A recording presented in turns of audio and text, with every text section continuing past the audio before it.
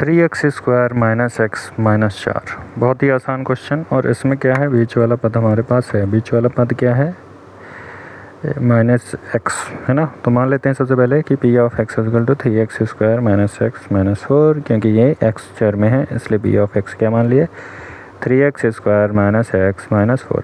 अब बीच वाले पद को विभक्त कैसे करेंगे, मैंने इसके बारे में शॉर्ट वीडियो भी बनाया है और मैं यहाँ पे भी समझा देता हूँ। तो x² के गुणांक और अचर पद को गुणा कर दो, तो 3 माइनस 4 कितना हो गया -12। अब 12 का क्या करेंगे, लघुत्तम ले लेंगे, यानी कि गुणनखंड करेंगे, अभाज्य गुणनखंड करेंगे। 2 छक्के 12, 2 3 6, 3 1 कम 3। अब ये क्या आ गया, 2 गुणे 2 गुणे 3।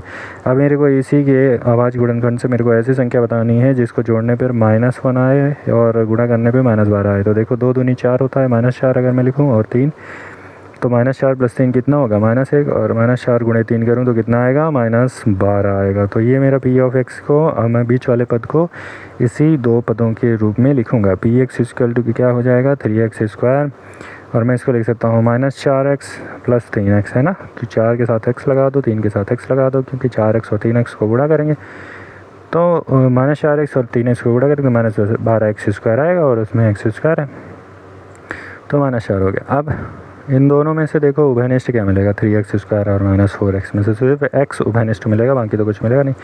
तो x ले लिए बाहर, 3x - 4 आ गया। दूसरे वाले पद में मेरे को कुछ भी उभयनिष्ठ नहीं मिल रहा, सिर्फ एक ले लो उभयनिष्ठ, तो बचेगा 3x - 4, क्योंकि एक का तो ऑलरेडी गुणा होता ही है। तो अगर किसी कुछ भी उभयनिष्ठ मिल रहा नहीं मिल रहा है, मतलब क्या है, एक है उभयनिष्ठ, तो 3x - 4 हो गया। एक का गुणा हर संख्या में रहता है, क्योंकि उसको गुणा करने से सेम संख्या आ जाती है। तो पी एक्स इक्वल क्या हो जाए, अब इन दोनों में 3x - 4 जो है वो उभयनिष्ठ हो गया है। तो 3x - 4 ले लिए, तो पहले वाले पद में कितना बचा, पहले वाले पद में बचा x, और दूसरे वाले पद में कितना बचा 1। अब देखो शून्य के लिए क्या होना चाहिए, p of x equal to 0 होना चाहिए, यही तो शून्य का गुण है। तो लिख देंगे शून्य के लिए p of x equal to 0, शून्य के लिए p of x equal to 0 लिखेंगे, और फिर हम पी ऑफ एक्स की वैल्यू ले आके यहाँ पे रख देते हैं। पी ऑफ एक्स की क्या वैल्यू आई है, तो पी ऑफ एक्स की हमारी वैल्यू आई है 3x - 4 और x + 1। इसका मतलब क्या हो गया कि 3x - 4 और x + 1 बराबर 0। 3x - 4 गुणे x + 1 बराबर 0। अब इसका मतलब क्या है, इसका मतलब है कि 3x - 4 बराबर 0, या कॉमा लगा के लिखो x + 1 बराबर 0। ठीक है। अब 3x - 4 में अगर मैं देखूं तो -4 उधर जाएगा तो +4 हो जाएगा, तो 3x इक्वल कितना हो जाएगा 4, और x + 1 में अगर 1 उधर जाएगा तो -1 हो जाएगा, 0 - 1 तो कितना हो गया -1। तो यहाँ से अगर x की वैल्यू निकाल जाए, अब 3 गुणा में उधर जाएगा तो भाग में जाएगा, तो 4/3, और x की वैल्यू कितनी आ गई -1। तो ये शून्यक वाला पार्ट हमारा इस क्वेश्चन का होता है फिनिश, जिसमें हमको क्या निकालना था, शून्यक निकालना था, शून्यक निकल के आ गया। अब सेकेंड स्टेप में क्वेश्चन के क्या करना है, शून्यक तथा गुणांकों के बीच संबंध की सत्यता की जांच। तो हेडिंग डाल दो सत्यता की जांच, और शुरू करते हैं हम सत्यता की जांच, जैसे अभी तक सारे क्वेश्चन में करते आए हैं। एक क्वेश्चन नंबर 1 से लेकर क्वेश्चन नंबर 6 तक अब सारी चीज़ें क्लियर हो गई होंगी, दिमाग में बैठ गई होंगी। तो सत्यता की जाँच हो जाएगा मेरा, क्या करते हैं सबसे पहले शून्यकों का योग करते हैं। पहला हमारा सत्यता की जांच यही कि शून्यकों का योग करेंगे तो 4/3 और +-1 करना है। अब यहाँ पे जो शून्यक है वो भिन्न के रूप में है। भिन्न का रूप मतलब जब संख्या बटे के रूप में होती है, जैसे 4/3 है यहाँ पे, तो भिन्न के रूप में होता है। भिन्न को जोड़ते कैसे हैं ये मैंने शॉर्ट वीडियो में ऑलरेडी डाला हुआ है, और यहाँ पे भी मैं समझा दूँगा। तो शून्यक का योग इक्वल टू क्या होगा, सबसे पहले लिख लेते हैं।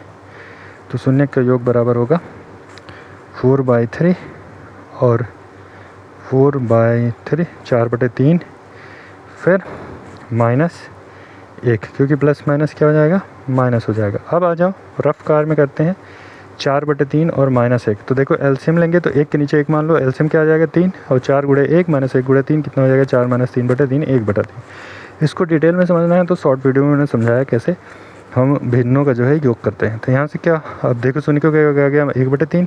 अब हमको अगला निकालना है -x का गुणांक बटे x² का गुणांक, -x का गुणांक बटे x² का गुणांक। x का गुणांक देखते हैं, x का गुणांक क्या है, तो x का गुणांक है हमारा -1, -1 हो गया, तो लिख देते हैं -1, और x² का गुणांक कितना है 3। तो यहाँ से क्या हो गया -x का गुणांक बटे एक्स स्क्वायर का गुणांक बराबर भी क्या आ गया, माइनस माइनस प्लस हो जाएगा, माइनस का गुणा माइनस में करते हैं तो प्लस होता है। एक्स स्क्वायर का गुणांक बराबर माइनस एक्स का गुणांक बटे एक्स स्क्वायर का गुणांक बराबर कितना हो जाएगा, 1/3। देखो दायां साइड दो बराबर है, इन समीकरण 1 और 2 में देखो दायां साइड जब बराबर है तो मतलब मेरा बाएं साइड भी बराबर हो जाएगा। तो मैं लिख दूँगा समीकरण 1 और 2 से क्या मिला मुझको मिला शून्य का योग। शून्य का योग बराबर क्या मिला, शून्य का योग बराबर मिला माइनस एक्स का गुणांक बटे एक्स स्क्वायर का गुणांक, और ये किसके बराबर मिला, ये बराबर मिला किसके, 1/3 के। तो ये हमारा जो है पहला पार्ट ख़त्म होता है। अगले पार्ट में हम क्या करते हैं, शून्यकों का गुणनफल करते हैं। तो चलो आ जाते हैं शून्य का गुणनफल। शून्य का गुणनफल का मतलब क्या है कि दोनों शून्य को क्या करना है, आपस में गुणा करना है। तो भिन्नों का गुणा कैसे करते हैं, ये भी शॉर्ट वीडियो में मैं डालने वाला हूँ। भिन्नों का गुणा है बहुत आसान, ऊपर का गुणा ऊपर यानी कि अंश का अंश में और हर का हर में करना रहता है, ऊपर का गुणा ऊपर नीचे का गुणा नीचे। तो 4/3 और गुणे -1 है। यहाँ पे तो और भी बहुत आसान है, क्योंकि एक में किसी चीज़ का गुणा करो तो वही संख्या बाहर में वापस आ जाती है, और माइनस है तो साइन किसकी आ जाएगी, माइनस की। तो यहाँ पे शून्य का गुणनफल बराबर क्या हो जाएगा, हो जाएगा -4/3। अब हमें क्या निकालना है, हमें निकालना है अचर पद बटे एक्स स्क्वायर का गुणांक। तो अचर पद बटे एक्स स्क्वायर का गुणांक करते हैं और देखते हैं अचर पद हमारा क्या था और एक्स स्क्वायर का गुणांक क्या था, और इसकी वैल्यू जो है हम लिख देते हैं। देख लेते हैं एक बार, आ जाओ वापस से। तो -4 अचर पद है और एक्स स्क्वायर गुणांक क्या है, 3। तो क्या आ जाएगा, -4/3। ओ ये तो वही वैल्यू आ गई। तो हमारा दायां पक्ष फिर से बराबर हो गया। समीकरण 3 और 4 से मेरे को क्या मिल जाएगा, शून्य का गुणनफल है ना। समीकरण के 3 और 4 से शून्य का गुणनफल बराबर क्या मिल जाएगा, अचर पद बटे एक्स स्क्वायर का गुणांक। क्यों, क्योंकि दायां पक्ष बराबर है तो बाएं पक्ष बराबर हो जाएगा। तो ये था लास्ट क्वेश्चन इस वाले क्वेश्चन का, फर्स्ट क्वेश्चन का, है ना। अब सेकंड क्वेश्चन हम करेंगे अगले वीडियो में। तब तक के लिए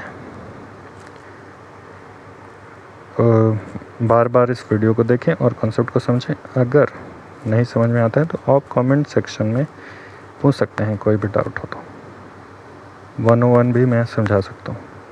थैंक्स फॉर वॉचिंग।